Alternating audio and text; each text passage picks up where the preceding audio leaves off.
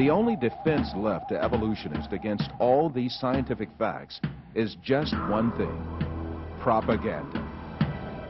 The baseless scenario of the human evolution is imposed on the public by means of imaginary drawings that appear in evolutionist publications.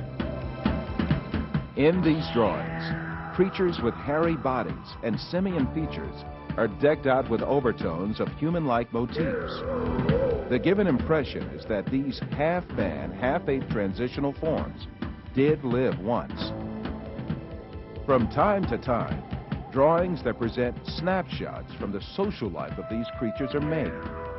These misleading drawings are introduced in a particular sequence to engrave the scenario of the human evolution on the subconscious of society. Even in the most famous scientific publications, there frequently appear such window dressings called reconstructions and imaginary family tree drawings made by their inspiration.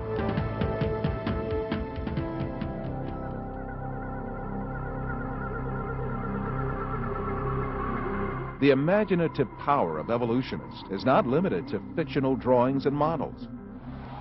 They go even further and shoot movies in which imaginary half-man, half-ape creatures act. However, all of these are pure deception. The only evidence at hand is generally nothing more than a few skull fragments or a tibia. The hair, skin, nose, ears, lips, or other facial features of a living being cannot be determined from its bone remains.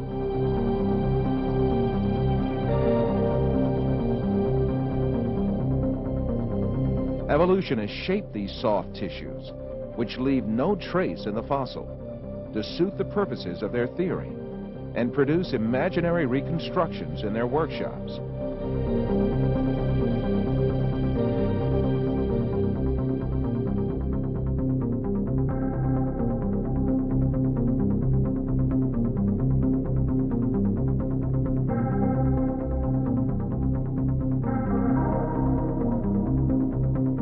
Ernest Houghton from Harvard University states that these drawings have no scientific value. You can, with equal facility, model on a Neanderthaloid skull the features of a chimpanzee or the lineaments of a philosopher.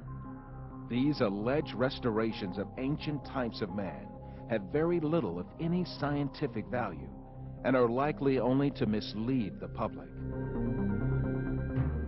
Evolutionists go so far in this subject that they can even invent very different faces for the same skull. The three entirely different reconstructions made for the fossil called Zinjanthropus is a famous example showing how persistent evolutionists are in producing these false masks. Evolutionists engage not only in drawing and modeling tricks, sometimes they commit deliberate forgeries. The most famous of these frauds is the Piltdown fossil, introduced in England in 1912 by an evolutionist named Charles Dawson. This fossil was presented as the most important transitional form between ape and man and was displayed in museums for more than 30 years. Experts who re-examined the fossil in 1949 discovered that it was a forgery that had been produced by attaching an orangutan's jaw to a human skull.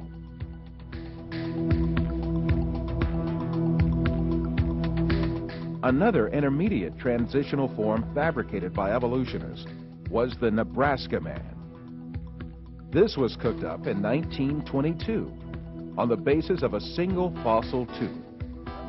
The evolutionists did not neglect to give it an ostentatious Latin name, Hesperorhizopithecus haroldcooki, or to make imaginary drawings related to it.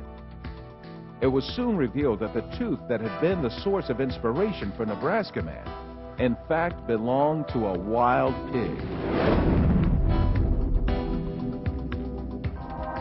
Many other fossil skulls have been presented as great evidence for evolution failed one by one. Neanderthal man was advanced as evidence in 1856, dismissed in 1960. Piltdown Man was advanced as evidence in 1912, dismissed in 1953. Zinjanthropus was advanced as evidence in 1959, dismissed in 1960. Ramapithecus was advanced as evidence in 1964, dismissed in 1979.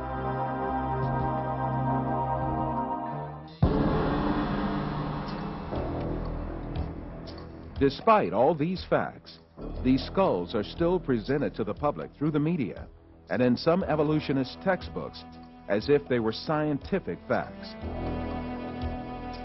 In many countries, an important part of the society supposes that evolution is a proven fact. A great deal of this so-called evidence of evolution, much of which has been dismissed by evolutionists themselves, is still presented to school children in their textbooks, where they are depicted as the ancestors of man.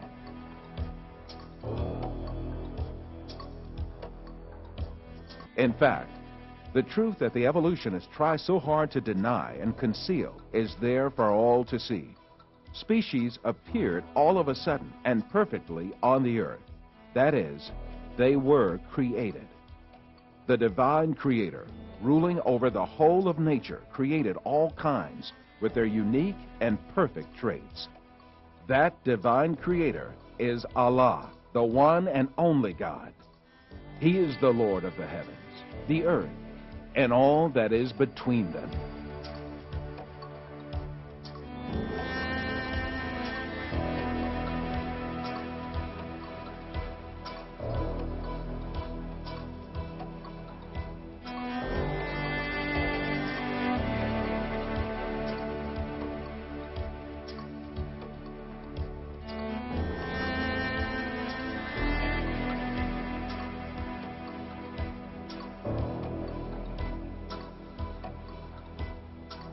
The whole universe is the outcome of a flawless creation.